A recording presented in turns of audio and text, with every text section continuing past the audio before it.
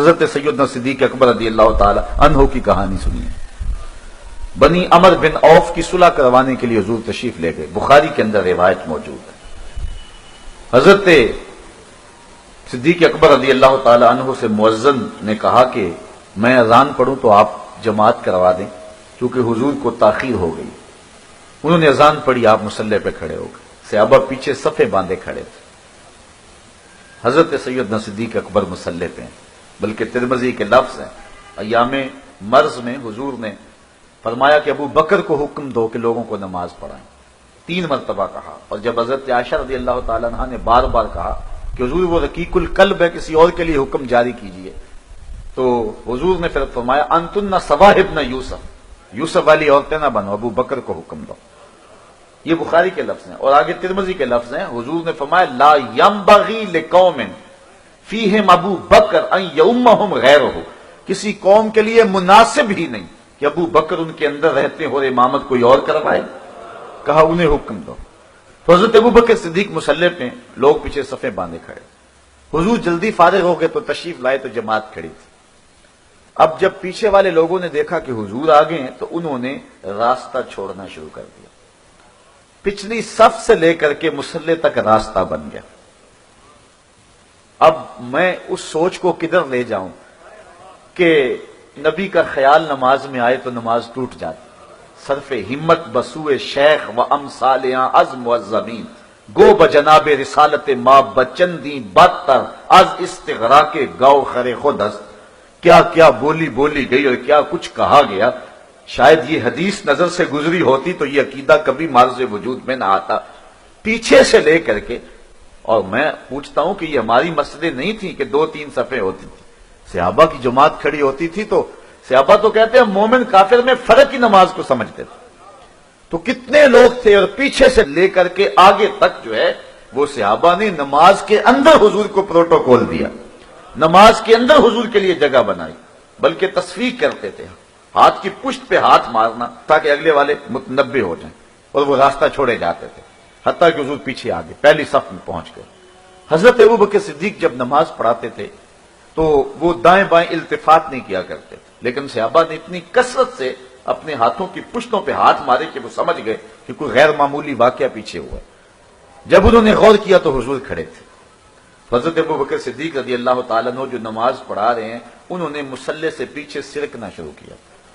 آقا کریم علیہ السلام نے ان کو فرمایا کہ تم اپنی جگہ پہ کھڑے رہو اور نماز پڑھاؤ، لیکن حضرت صدیق اکبر رضی اللہ تعالیٰ عنہ نے ہاتھ کھڑے کر کے اللہ کی حمد کہی اور اس پیچھے مصلی پہ سرک آئے۔ حضور مصلی پہ چلے گئے، نماز سے فراغت ہوئی، سلام پھرا، حضور نے فرمایا ابو بکر جب میں نے کہا جو تھا کہ تم نماز پڑھاتے رہو تو پھر تم پیچھے کیوں آ گئے، تم آگے کیوں نہ رہے؟ تو حضرت ابو بکر صدیق رضی اللہ تعالیٰ عنہ کے لفظ سنیے، کہنے لگے ما کانا لابن ابی قحافہ ان یؤم النبی صلی اللہ علیہ وسلم، حضور ابو قحافہ کے بیٹے کی یہ جرأت کب ہوئی کہ رسول اللہ کے آگے کھڑا ہو کے نماز پڑھائے؟ تو حالت نماز کے اندر بھی تقدم اختیار نہیں کیا ہے، اور نہیں بھیجا ہم نے کوئی رسول مگر اس لیے کہ اس کی اطاعت کی جائے۔ رسول اس لیے بھیجے ہیں کہ ان کی فرما برداری ہو اللہ تعالیٰ کی اذن سے، لیکن اس کے باوجود غلطیاں ہو جاتی ہیں تو اللہ تعالیٰ فرمایا اے محبوب اگر یہ لوگ اپنی جانوں پہ ظلم کر بیٹھیں تو پھر تیری چوکھٹ پہ آ جائیں، جاؤ کا تیرے پاس آ جائیں، فاستغفر اللہ، تیرے پاس آ کے اللہ سے معافی مانگیں، آئیں تیرے پاس معافی اللہ سے مانگیں، اللہ معاف کر دے گا۔ فرمایا واستغفر لهم الرسول، پھر رسول ان کے لیے رب سے معافی مانگے کہ مالک میرے ڈیرے پہ چل کے آگے آپ معاف کر دیں۔ لَوَجَدُ اللَّهَ تَوَّابًا رَحِيمًا، آئے تھے توبہ کرنے کے لیے، اللہ ساتھ رحمت بھی جولی میں ڈال دے گا۔ کیا میرے نبی کو ساتھ لے آئے ہو، توبہ بھی قبول کی اور رحمت بھی نازل کی۔ اب حضرت عمر رضی اللہ تعالیٰ عنہ کے پاس وہ مقدمہ لے کے وہ یہودی اور منافق آ گئے، تو حضرت عمر رضی اللہ تعالیٰ عنہ نے کہا اپنا مقدمہ سناؤ، تو اس منافق نے کہا یہ ہوا، ساری کہانی سنائی۔ اب یہودی کی باری آئی، کہا ہاں بھئی تو سنا۔ اس نے کہا کہ میری صرف ایک بات ہے۔ کہا کیا؟ کہا اللہ کے رسول اس مقدمے کا فیصلہ میرے حق میں کر چکے ہیں، بس میں نہیں سناتا کیا ہوا، بس یہ اتنی بات ہے۔ حضرت عمر رضی اللہ تعالیٰ عنہ نے اس نام نہاد کلمہ گو سے کہا یہ سچ کہہ رہا ہے، حضور نے اس کا فیصلہ کر دیا ہے اس کے حق میں؟ جی جی ہاں، لیکن میں حضور آپ سے کروانے آیا ہوں۔ کہا پھر رکو ابھی کرتا ہوں۔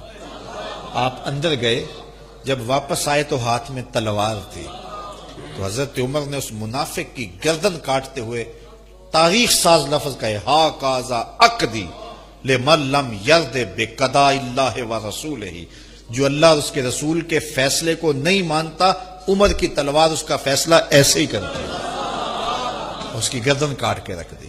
یہی تو ممتاز قادری نے کیا تھا۔ آج وہ شہید ہو گیا لیکن سرخرو ہو گیا، وہ کامیاب ہو گیا، کامران ہو گیا۔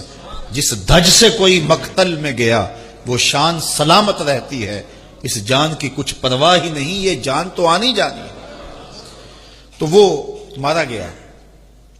جب قتل کر دیا گیا تو جو اس کے عزیز تھے، رشتہ دار تھے، وہ حضور علیہ السلام کے پاس احتجاجی جلوس لے کے آ گئے کہ ماورائے عدالت قتل ہو گیا، عمر نے ماورائے عدالت قتل کر دیا۔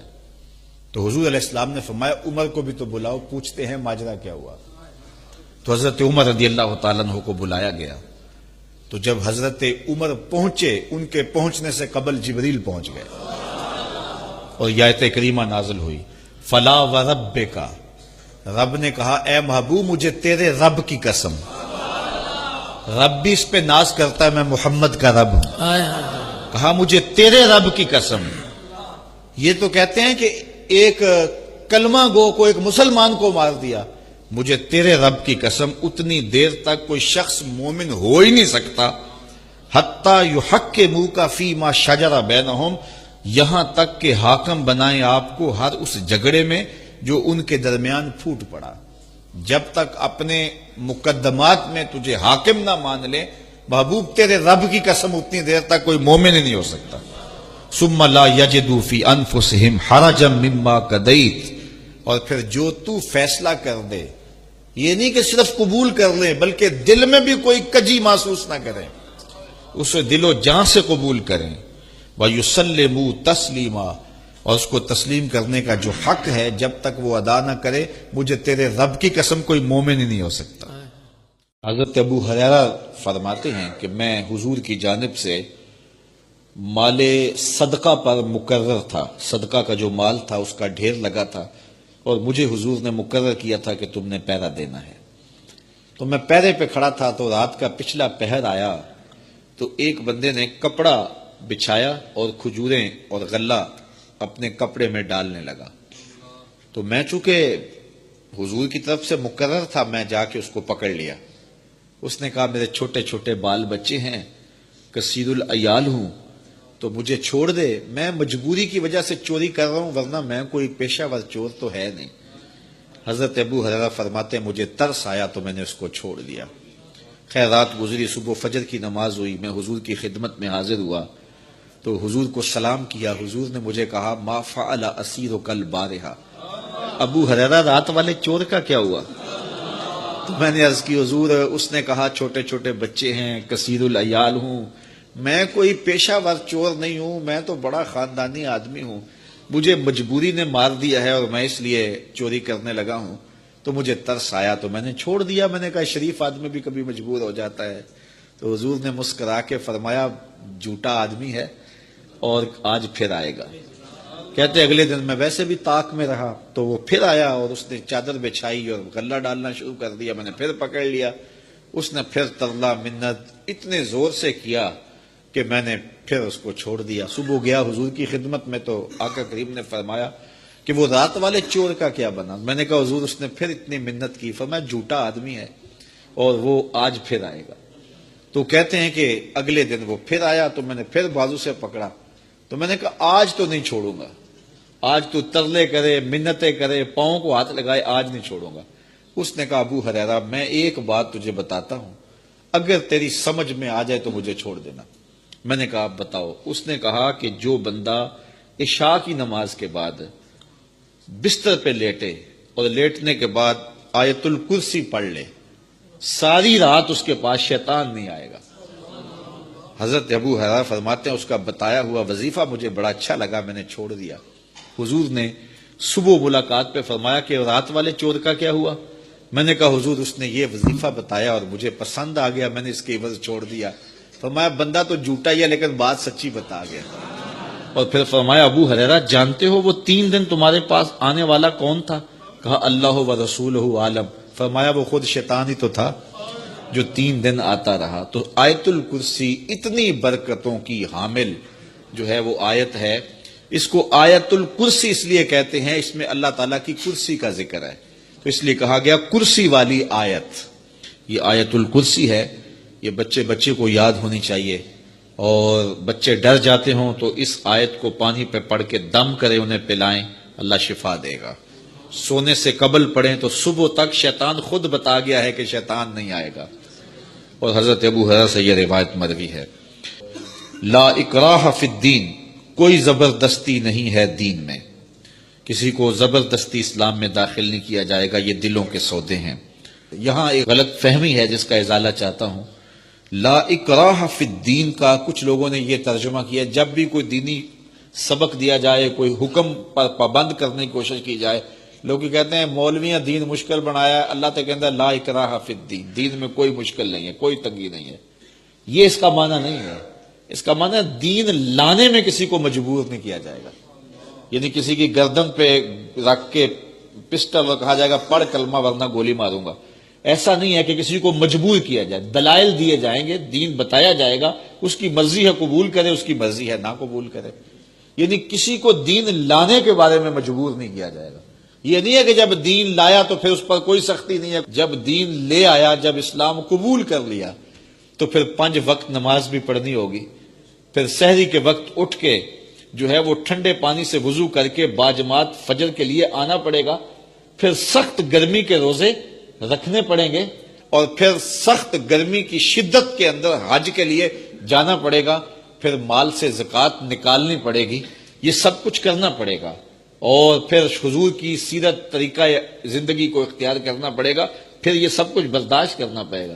یہ نہیں ہے کہ جی یہ دین میں کوئی سختی نہیں ہے، دین میں کوئی جبر نہیں ہے، تو دین میں جبر کا مفہوم یہ ہے کہ دین لانے میں کسی کو مجبور نہیں کیا جائے گا۔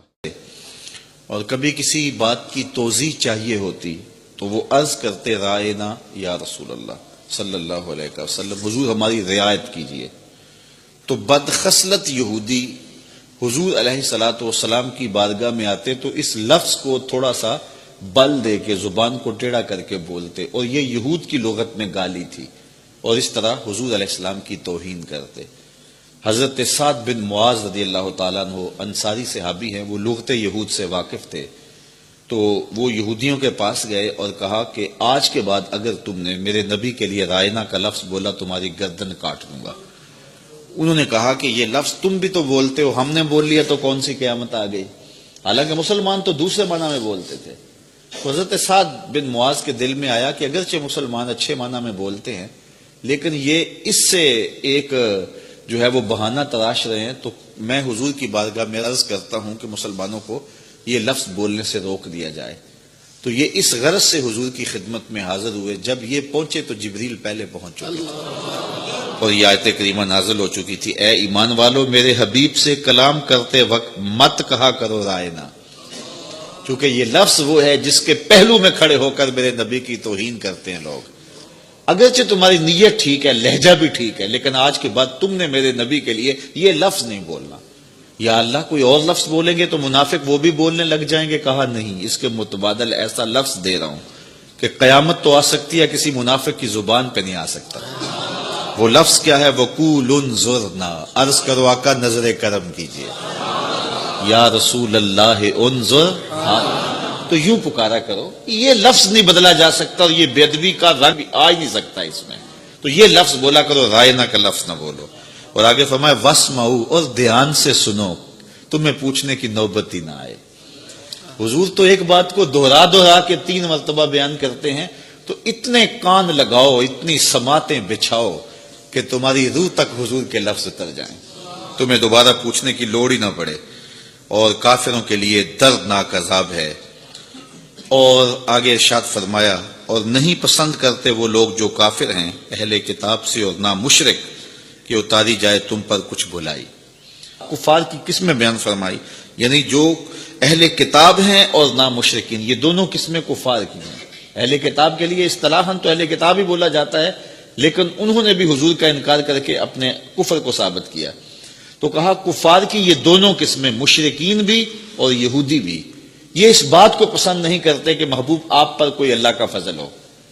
چونکہ یہودیوں کو یہ دکھ تھا کہ بنو اسحاق سے بنو اسماعیل کی طرف نبوت کیوں آئی، اور یہ جو مشرکین مکہ تھے یہ کہتے تھے سردار ہم اور نبوت مل جائے ایک یتیم بچے کو، تو یہ کیسے گوارا ہو. تو وہ کہتے ہیں اگر ملنی ہوتی تو یہ ولید بن مغیرہ کو ملتی یا فلاں طائفی کو ملتی. اور طائف کے رؤسا کو زیادہ غصہ تھا، وہ کہتے تھے کہ ہمیں ملنی چاہیے تھی، اگر اللہ نے نبوت دینی تھی تو ہم اتنے امیر کبیر لوگ ہیں تو ہمیں نبوت دی جاتی. لیکن اللہ کو کسی کے مشورے کی ضرورت نہیں ہے، وہ جس کو چاہے نبوت کا تاج بنا دے. اللہ اکبر. اس نے ازل سے اپنے محبوب کو محبوب خدا بنایا ہوا تھا، تو اس کو کسی کے مشورے کی کیا ضرورت. لیکن انہیں دکھ ہوتا جب وحی اترتی، کرم ہوتا، ادب کی آیتیں اترتی تو یہ سڑ بل جاتے کہ یہ کیا ہو رہا ہے. لیکن کہا محبوب تو کبھی چاند کے ٹکڑے کر، کبھی سورج کو بلا، کبھی پتھروں کو کلمہ پڑھا، انہیں پتہ چلے محمد عربی کی شان کیا ہے. تو یہ ان کے اندر آگ لگ جاتی، یہ کیا ہو گیا، ہرن بھی آ رہے ہیں، پتھر بھی بول رہے ہیں، درخت بھی کلمے پڑھ رہے ہیں، کبھی چاند انگلیوں پہ رقص کر رہا ہے، کبھی سورج پلٹ کے آ رہا ہے، کبھی درخت گواہی دے رہے ہیں. تو اللہ فرماتا ہے ما یود الذین کفروا من اہل الکتاب ولا المشرکین. اللہ اکبر. فرمایا کہ نہیں پسند کرتے وہ لوگ جو کافر ہیں اہل کتاب سے اور نہ مشرک کہ اتاری جائے تم پر کچھ بھلائی تمہارے رب کی طرف سے. اللہ فرماتا ہے پسند کریں نہ کریں، واللہ یختص برحمتہ من یشاء، اللہ خاص فرما لیتا ہے اپنے رحمت کے ساتھ جسے چاہتا ہے. اور اللہ تعالیٰ بہت بڑا فضل والا اور کرم فرمانے والا ہے. تو پہلا حق قرآن مجید کا اس پر ایمان لانا ہے، اور اس کے تقاضوں سمیت ایمان لانے سے دنیا آخرت کی برکتیں نصیب ہوتی ہیں. اور قرآن مجید کے ساتھ جو باطنی تعلق ہے جب وہ مضبوط ہوتا ہے تو پھر اس کے صلے میں قرب الہی کی دولت نصیب ہوتی ہے. جب اس کے ساتھ تیقن پیدا ہو جاتا ہے، یہ تیقن ہی من میں روشنیاں پیدا کر دیتا ہے. دوسرا حق اس کتاب کا یہ ہے کہ اس کو صحت لفظی کے ساتھ تلاوت کیا جائے. قرآن مجید کی تلاوت من کے روگ مٹاتی ہے، من کے میل گوا دیتی ہے، اندر کی ستھرائی کا سامان ہوتا ہے. اقبال کہتا ہے تو نہ دانی کہ سوزے کراتے تو دیگر گوں کر تقدیر عمر را. میری بہن تو نہیں جانتی جب تو بہن ہو کے قرآن پڑھے تو عمر کی تقدیر بدلتی، اور جب تو ماں ہو کے قرآن پڑھے بیٹا نیزے کی نوک پہ قرآن سناتا ہے. تو یہ قرآن من میں سویرے، من میں روشنیاں اتارتا ہے. ادھر قرآن پڑھا جا رہا تھا، ادھر عمر کے دل کے میل دھل رہے تھے. تو تلاوت من کے روگ مٹاتی ہے، من کے میل دور کر دیتی ہے، اور تلاوت کرنے والا راحتوں کے ایک جہان میں آباد ہو جاتا ہے. اسی لیے میرے حضور نے فرمایا اتل القرآن وابکو، قرآن پڑھا کرو اور قرآن پڑھتے ہوئے رویا کرو. فَإِن لَمْ تَبْكُوا فَتَبَاكُوا، اگر رونا نہ آئے تو رونے کی کوشش کیا کرو. حضرت داتا صاحب سے پوچھا گیا حضرت اگر رونے کی کوشش کریں پھر بھی رونا نہ آئے، فرمایا پھر مقدر پہ رویا کرو. اتنے سنگ دل ہو گئے ہو تمہاری آنکھیں آنسوں کا خراج نہیں دیتی. تو اس قرآن کی تلاوت سے من ستھرا ہوتا ہے، من پاک ہوتا ہے. جب تک نہ ہو تیرے دل پہ نزول کتاب، گرا کشا ہے نہ راضی نہ کشاف. دل پہ جب اترے، جب یہ محسوس کرے. دیکھو حضور کی وساطت سے رب نے مخاطبہ کیا ہے. جب رب کہتا ہے یا ایھا الذین آمنوا، تو مخاطب کون ہوتے ہیں؟ ذرا غور تو کیجیے. میں ایک دن اعتکاف میں تھا، بڑی پرانی بات ہے، تو قرآن مجید کی تلاوت کر رہا تھا تو لفظ آئے کہ نبّ عبادی انی انا الغفور الرحیم.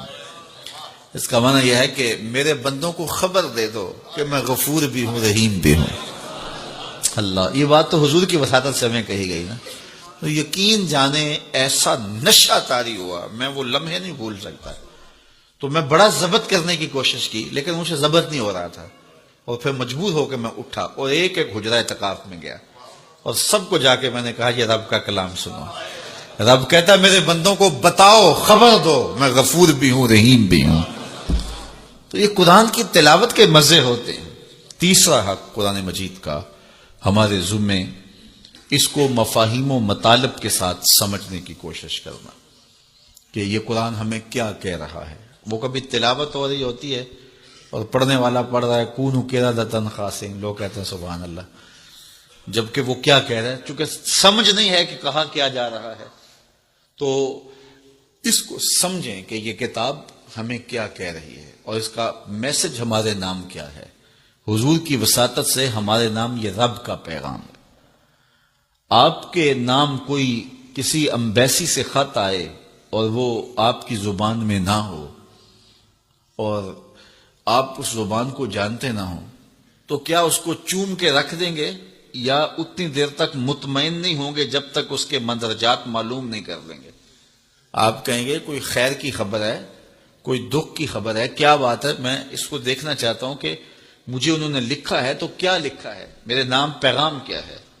تو جس زبان کو آپ نہیں جانتے وہ خط آپ کے نام آتا ہے تو اتنی دیر تک آپ مطمئن نہیں ہوتے جب تک آپ اس کو جو ہے وہ ایسے شخص کے پاس نہیں لے جاتے جو اس زبان سے آشنا ہوتا ہے. تو یہ رب کا خط ہے، حضور کی معرفت. تو یہ پڑھے نا ہمارے رب نے ہمیں کیا پیغام دیا ہے، اور پھر جب اس کی تلاوت کریں گے اور اس کے مفاہیم کو سمجھنے کی کوشش کریں گے تو یہ قرآن فیض دیتا ہے.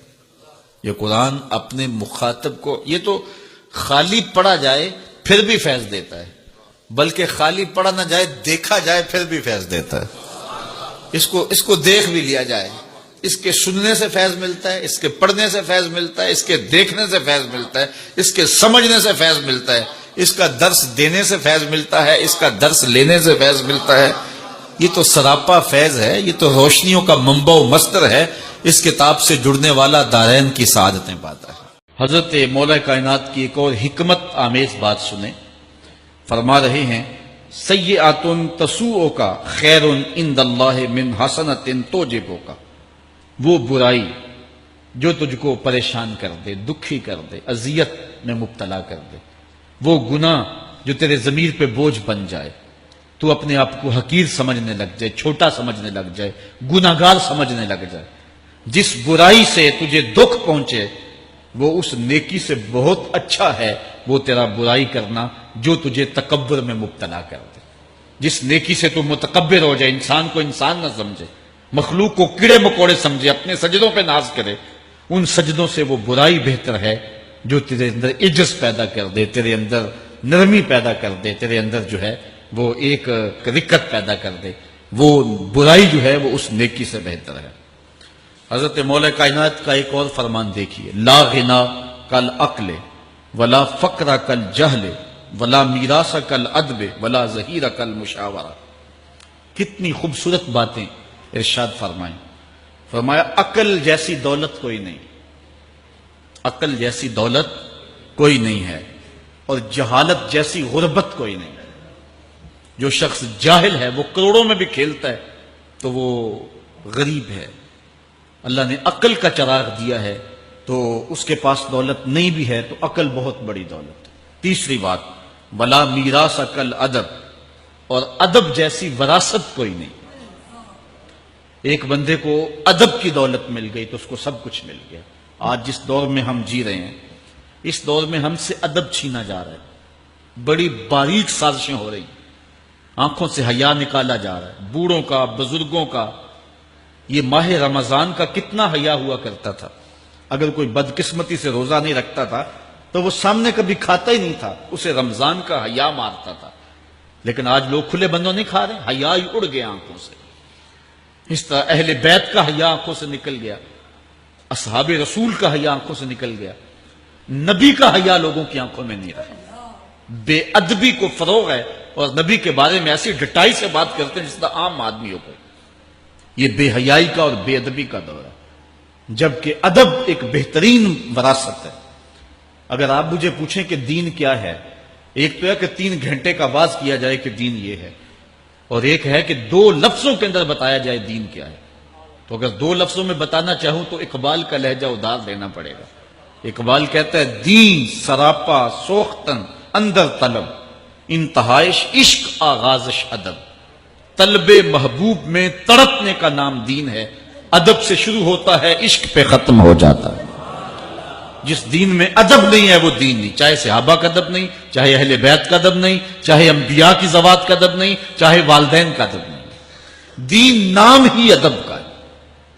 تو یہ دولت اس وقت چھینی جا رہی ہے اور بڑی تیزی کے ساتھ قوم کے اندر بے ادبی کو فروغ دیا جا رہا ہے۔ نئی نسل کی حفاظت کریں، اپنی اولاد کو محفوظ کر لیں، ان کے عقیدوں کی صحت کا التزام کریں، کہیں ایسا نہ ہو کہ ان کی زبان لمبی ہو جائے اور ولیوں پر، نبیوں پر اور حضور علیہ الصلوۃ والسلام کے اصحاب پر اور حضور کی آل پر وہ زبانیں تان کھولیں، اور جس کو جو ہے وہ استنجے کا بھی پتہ نہیں ہے وہ انبیاء کے علم پہ گفتگو کر رہا ہے۔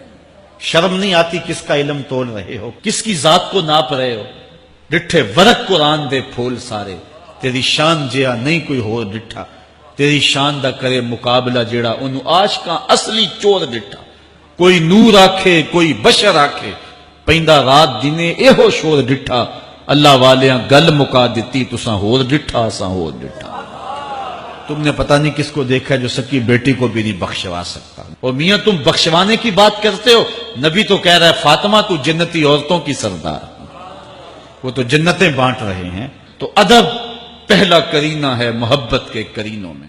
حضرت انس سے ایک روایت سنی، کہتے ہیں کہ ایک دن حضور نے حجامت کرائی، حج کا موقع تھا، ثم دعا بالحلاق، حضور علیہ السلام نے جو ہے وہ حجام کو بلایا، وناول الحالق شقہ الایمن، حضور نے اپنی دائیں جانب حلاق کے آگے کی، فحلقہ تو اس نے آپ کے بال مبارک کاٹ دیے، ثم دعا ابا طلحہ الانصاری، پھر حضرت ابو طلحہ انصاری کو بلایا، فآتاہ اور ان کو وہ بال عطا کر دیے، ثم ناول شقہ الیسر، پھر اپنی بائیں جانب حجام کے آگے کی، فقال اہلک اور فرمایا اب یہاں سے بال کاٹو، فحلقہ اس نے بال کاٹے، فآتاہ ابا طلحہ وہ بال بھی حضرت ابو طلحہ انصاری کو دے دیے، فقال اقسمہ بین الناس، پھر فرمایا اے ابو طلحہ یہ بال لوگوں میں بانٹ دو۔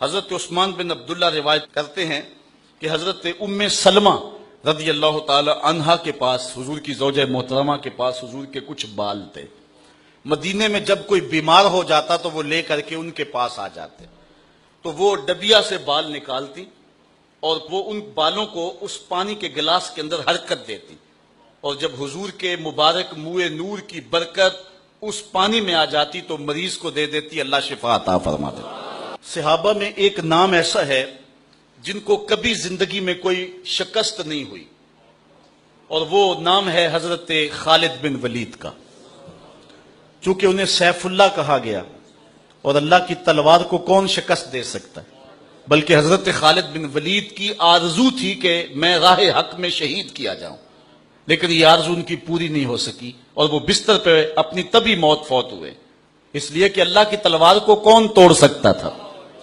تو حضرت خالد بن ولید جس جنگ میں بھی گئے ہیں انہیں کامیابی ہوئی۔ ایک مرتبہ حضرت خالد بن ولید پر مشکل آ گئی، حضرت رافع بن عمر تائی وہ بھی آپ کے ساتھی تھے، آپ کے نائب کمانڈر تھے، تو انہوں نے کہا کہ لگتا ہے آج قضا آ گئی، جو حالات ہیں مسلمان پسپا ہونے لگے، اور یہ پہلی بار ایسا ہوا تھا کہ خالد بن ولید کی قیادت میں لڑی ہوئی کوئی جنگ اس میں پسپائی ہو رہی ہے۔ تو حضرت عمر بن رافع الطائی نے کہا کہ لگتا ہے قضا آ گئی ہے، تو حضرت خالد بن ولید نے کہا کہ مجھے بھی ایسا ہی لگتا ہے کہ کوئی مشکل بن گئی ہے۔ ادھر یہ پسپا ہو رہے ہیں، ادھر حضرت ابو عبیدہ کو حضور مدینے میں خواب میں ملے اور کہا تم یہاں بیٹھے ہوئے ہو، اللہ کے شیر پہ مشکل بنی ہوئی ہے۔ بس رات کے موقع پہ حضرت ابو عبیدہ نے اعلان کروا دیا، کہا جلدی تیار ہوئے مجاہد، حضرت خالد بن ولید کی مدد کو پہنچنا ہے۔ ایک دم قافلہ تیار ہو گیا، وہ تو ہر وقت تیار رہتے تھے مجاہد، نبی کے راستے کے، حق کی راہوں کے مسافر۔ یہ لشکر تیار ہو کے حضرت ابو عبیدہ کی قیادت کے اندر جب نکلا تو راستے کے اندر انہوں نے ایک منظر دیکھا کہ لشکر سے تھوڑا سا ہٹ کر کے ایک نقاب پوش سوار بھی ساتھ ساتھ چلتا جا رہا ہے۔ تو حضرت ابو عبیدہ نے اپنے جاسوس سے کہا کہ جاؤ اس کو دیکھو یہ کون ہے، اور کچھ لوگ لے جاؤ اور اس کو پکڑ کے لے آؤ۔ جب لوگ ان کے قریب گئے تو انہوں نے کہا کہ میرے قریب نہ آنا، میں حضرت خالد بن ولید کی بیوی ام تمیم ہوں. تو کہا کہ تم رات کے موقع پہ لشکر کے ساتھ اس مشکل حالت میں کیوں جا رہی ہو؟ تو انہوں نے کہا کہ جب حضرت ابو عبیدہ نے اعلان کروایا نا کہ جنگ کے لیے نکلو، حضرت خالد بن ولید پہ مشکل آئی ہوئی ہے، تو میں پریشان ہو گئی کہ اللہ کے اس شیر پر کبھی مشکل آئی تو نہیں تھی، تو کیا ہوا؟ تو میں نے جب غور کیا تو ان کی ٹوپی گھر رہ گئی ہے جس میں حضور کے بوئے مبارک سیے ہوئے ہیں، اور جب بھی وہ جنگ پہ جاتے ہیں تو وہ ٹوپی نہیں بھولتے.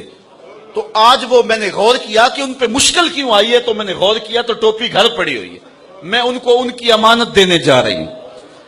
یہ لشکر جب پہنچا، ادھر حضرت خالد بن ولید نے جبیلہ بن اہم کے مقابلے کے اندر محاذ کو سنبھالا ہوا تھا کہ اچانک 2-3 سوار آگے بڑھے اور جدھر وہ جاتے ہیں دشمن کو دھکیلتے چلے جاتے ہیں. حضرت خالد بن ولید نے دیکھا کہ ایک نقاب پوش سوار بھی ان سواروں میں ہے، تو آپ نے اپنے گھوڑے کو ایڑ لگائی اور آگے بڑھ کے کہا، اے نقاب پوش تو کون ہے؟ تیری تلوار کے آگے کوئی ٹھہرتا ہی نہیں ہے. تو اس نے تھوڑا سا پردہ سرکایا، کہا مجھے پہچانتے نہیں؟ آنا زوجتو کا ام تمیم، میں تمہاری بیوی ام تمیم ہوں، اور تم حضور کے بالوں والی ٹوپی بھول آئے تھے تو میں دینے آئی ہوں. اور پھر آگے بڑھ کے ان کو ٹوپی دی. حضرت خالد بن ولید نے ٹوپی سر پہ رکھی، اللہ نے اسی دن پتہ عطا فرمایا.